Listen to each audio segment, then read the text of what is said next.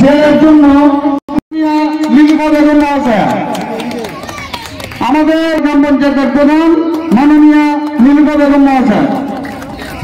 আজকে করোলা 1 নম্বর অঞ্চল তৃণমূল কংগ্রেসের ডাকে এই পথসভায় আমি সাংরাইল কেন্দ্র তৃণমূল কংগ্রেসের পক্ষ থেকে সকলকে ধন্যবাদ অভিনন্দন জানাচ্ছি। বিধায়িকা বলছিলেন ভারতের প্রধানমন্ত্রী কদিন আগে আমাদের সাংরাইলের মাটিতে এসছেন, এসে অনেক বড় বড় কথা বলে গেছেন। আমি শুধু একটা কথাই বলবো ভারতের প্রধানমন্ত্রীর উদ্দেশ্যে, তৃণমূলের সঙ্গে ভোটে দাঁড়ার আগে সাংরাইল বিধানসভা কেন্দ্রের 303টে বুথ আছে। এই 303টে বুথে যদি আপনারা পোলিং এজেন্ট দিতে পারেন আমরা হার মেনে নেব, আর আমি রাজনীতি ছেড়ে দেব। আপনাকে ওপেন চ্যালেঞ্জ দিয়ে যাচ্ছি প্রধানমন্ত্রী, আপনি সাংরাইল বিধানসভা কেন্দ্রে 303টে বুথে পোলিং এজেন্ট বসিয়ে দেবেন, বসিয়ে আমাদের দেখাবেন, আমি রাজনীতি করা ছেড়ে দেবো, আমরা হার মেনে নেব। আগে পোলিং এজেন্ট বসান, তারপর নির্বাচনে লড়তে আসবেন। দিনে বাম, বিকেলে বেলা রাম, আর রাত্রিবেলায় TX রাম। এই হচ্ছে বাম, এই হচ্ছে বাম। আমাদের দুলাল আলাউদ্দিনরা সাক্ষী আছে বিমান বাবু, আমাদের আকবর আলী খন্দকার। কদিন আগে যখন বামফ্রন্ট ক্ষমতায় ছিল, এই বামফ্রন্ট কি অত্যাচার আমাদের করোনার মানুষের প্রতি করে গেছে, সাক্ষী আছে আমার দুলাল হাজিরা আলাউদ্দিন মল্লিক। বাংলার নামে আমরা ভোট চাইতে এসে বলি জয় বাংলা, ভোট চাইতে এসে বলি বাংলার মামাটি মানুষ। আমরা বলি আমরা সব ধর্ম নিয়ে থাকি। এই বাংলায় ঈদ, মহরম, পুজো সব একসঙ্গে আমরা কাটাই। এখানে নজরুলের বাংলা, এটা রবীন্দ্রনাথের বাংলা। আমরা বলি মোরা এক বৃন্দের দুটি কুসুম, হিন্দু মুসলমান। আমরা যখন মহরমে সবাই মিলে কাজিয়া দেখতে বেরোই, ঠিক তেমনি রামনবমীর যে বিজেপি লিডাররা করে যায়, তারা হয়তো চোখে পড়ে না তাদের কাছে, কারণ তারা ধর্মের খুলি পড়ে থাকে চোখেতে, তাদের কানে তুলে বোঝা থাকে। কারণ রথটা যে টানে সে একজন মুসলিম ভাই, সেই রথটা টেনে নিয়ে যায়, আর সেই রথে বসে থাকে রামচন্দ্র। আর বাইরে যারা বিজেপি করে তারা ধর্ম নিয়ে খেলা করে, বলে ওরা হিন্দু মুসলমান, এই বিভাজন করে দেয়। আপনাদের কাছে বলতে এসেছি আমরা সবাই ভালো আছি বাংলায়। আমাদের মমতাময়ী মমতা ব্যানার্জির নেতৃত্বে তার ছত্রছায়ায় বাংলার মানুষ ভালো আছে। আমরা এখনো জানি না, মাথায় মাঠে না গায়ে মাঠে না, ওটা দেখে কি করে জানি না। আয়ুষ্মান ভারত হচ্ছে একটা কার্ড, গরিব মানুষদের স্বাস্থ্যসাথী কার্ড হচ্ছে আয়ুষ্মান ভারত। তারা পাবে, যাদের বাড়িতে বাইক আছে তারা পাবে না, যাদের বাড়িতে সাইকেল আছে তারা পাবে না, যাদের পাকা ঘর আছে তারা পাবে না। তাহলে পাবে তাকে? কেউ পাবে না। আমি দেখাবো তোমাকে, দেখিয়ে আমি রোজ ব্যাগের মধ্যে ঢুকিয়ে দেবো ইঁদুর ছাড়ার মতো, রোজ ভয় লাগাবো তোমাকে যে আমি তোমাকে দেখাচ্ছি, দেখো আবার পকেটে ধরে নিচ্ছি, এরকম একটা ব্যাপার হয়ে গেছে। মানে আমি চালু করলাম কিন্তু আমি তোমাকে দেবো না, আমি একদম বড় বড় করে, কিন্তু আমি তোমাকে দেবো না। দিদি চালু করলেন কি কন্যাশ্রী, মেয়েরা 18 বছর বয়স হবে, মেয়েরা পড়াশোনার জন্য তারা কি পাবে? কন্যাশ্রীর টাকা পাবে। প্রত্যেকটা মেয়ে কন্যাশ্রীর টাকা পায়, যদি তার কোনো ভুল না থাকে সে কন্যাশ্রীর টাকা পাবেই পাবে। মোদীজি কি চালু করলো? বেটি বাঁচাও বেটি পড়াও। একটা বাংলা মায়েরা বলেন তো, বেটি বাঁচাও বেটি পড়াও জিনিসটা আসলে কি? সমস্ত ভারতবর্ষের বুকে কোনো বেটি একটাও এই সুযোগ পেয়েছে কিনা যে বেটিরা পড়াশোনার জন্য টাকা পাচ্ছে? একজন বেটিও দাঁড়িয়ে বলতে পারবে না, শুধুমাত্র ট্রেনের কামরায় আর বিভিন্ন কেন্দ্রীয় সরকারের প্রকল্পের গায়ে লেখা আছে বেটি বাঁচাও বেটি পড়াও। আসলে অ্যাডভান্টেজ গুলো দিয়ে বাকি টাকাটা নিজের পকেটে পড়া হচ্ছে। এই চৌকিদারের কাজ, যে নিজেকে বলে ভারতবর্ষের চৌকিদার, তার হচ্ছে এইটা কাজ। আজকে আপনারা লোন না, কোথা থেকে নেন? গ্রামের মেয়েরা বন্ধন ব্যাংক থেকে লোন নেন, গ্রামের মেয়েরা ব্যাংক থেকে লোন নেন। কি করেন? বা বর একা ভর্তা করতে পারছে না, তাদের সহযোগিতা করার জন্য লোন নেন। আজকে সেই লোনের টাকা দিতে না পারলে আপনার ব্যাংক থেকে এসে ঘরে চাবি দিয়ে চলে যাবে। অথবা দেখুন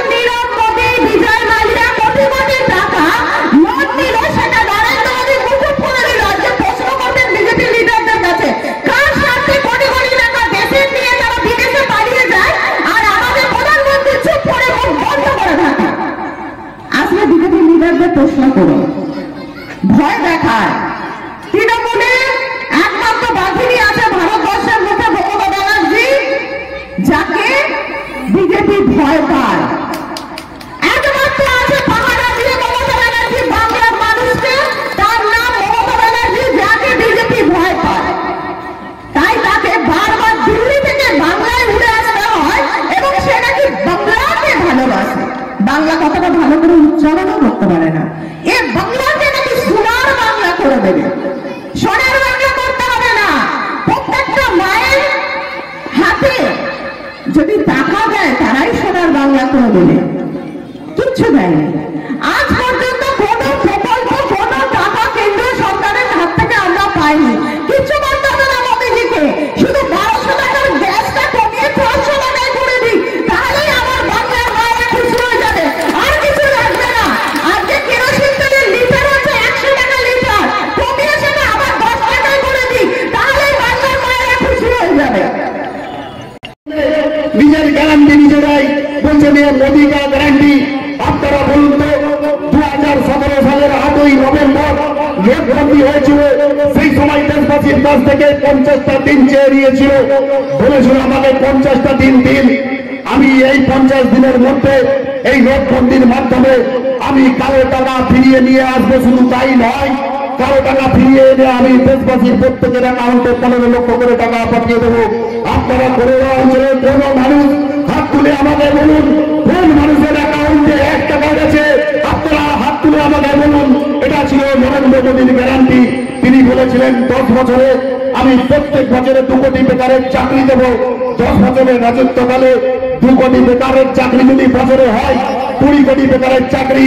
ওর 1 নম্বর অঞ্চলের মানুষ বলুন, কোন মানুষটা নরেন্দ্র মোদীর এই 10 বছরের শাসনকালে আপনারা একজন কেউ সরকারি চাকরি পেয়েছেন? নরেন্দ্র মোদী যে চাকরির কথা তার ইস্তেহারে ঘোষণা করেছিলেন। অপরদিকে আমাদের নেত্রী মমতা বন্দ্যোপাধ্যায় তিনি ঘোষণা করেছিলেন 2021-এর নির্বাচনের আগে, তার ইস্তেহারে তিনি ঘোষণা করেছিলেন আমি মা বোনেদের জন্য লক্ষ্মীর ভান্ডারের ব্যবস্থা করব। যেই লক্ষ্মীর ভান্ডারের মধ্য দিয়ে আমার মা বোনেদের হাতে আমি 500 করে টাকা পাঠাবো।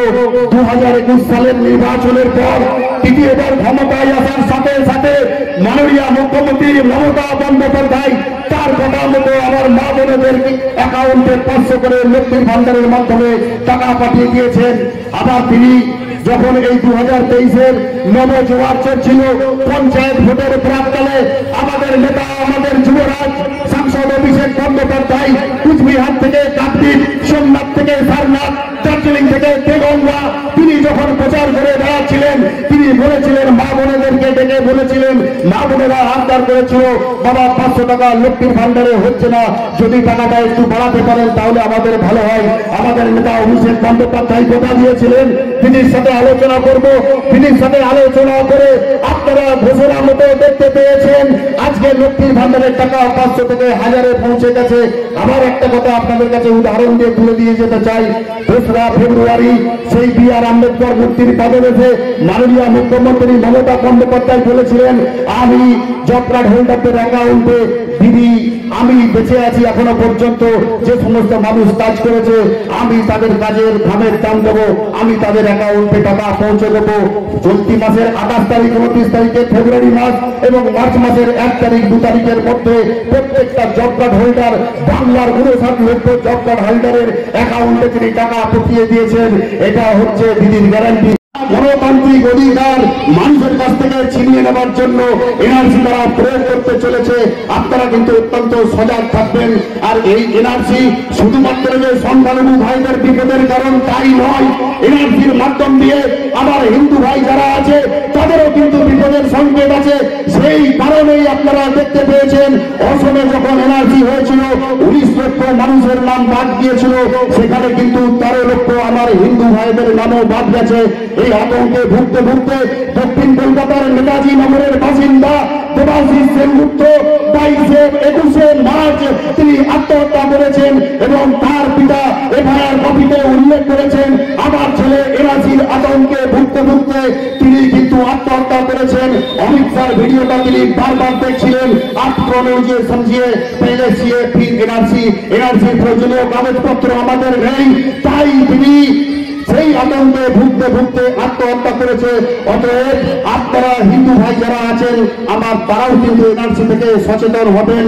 আমি আপনাদের কাছে একটা কথা বলে দিয়ে যেতে চাই, সংখ্যালঘু ভাই যারা আছেন দেখবেন সারা বছর দিদি আপনাদের পাশে আছে তার বিভিন্ন প্রকল্পের মধ্য দিয়ে, কিন্তু যখনই ভোট এসেছে এই ভোটের প্রাককালে দেখবেন অনেক রাজনৈতিক দল আপনাদেরকে চক্রান্ত করে আপনাদের কাছে বিভাজনের নীতি অবলম্বন করে আপনাদের কাছে ভোট ভাগ করার উদ্দেশ্যে আপনাদের কাছে তারা কিন্তু হাজির হবে।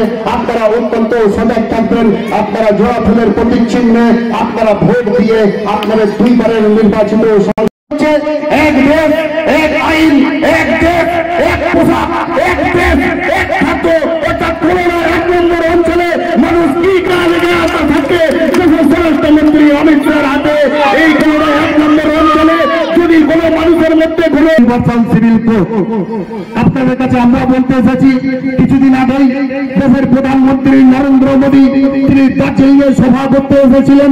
দার্জিলিং এ সভা আপনাদের কাছে প্রশ্ন রাখতে চাই, 10 বছরের টিলারে আমাদের বাংলার মাননীয় মুখ্যমন্ত্রী মমতা বন্দ্যোপাধ্যায়ের গ্যারান্টি দিচ্ছে।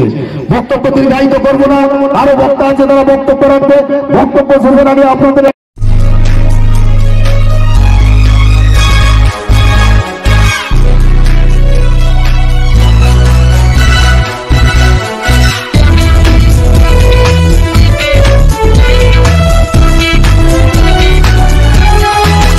আপনারা দেখছেন এনপিএস নিউজ, সবার সাথে সবার মাঝে।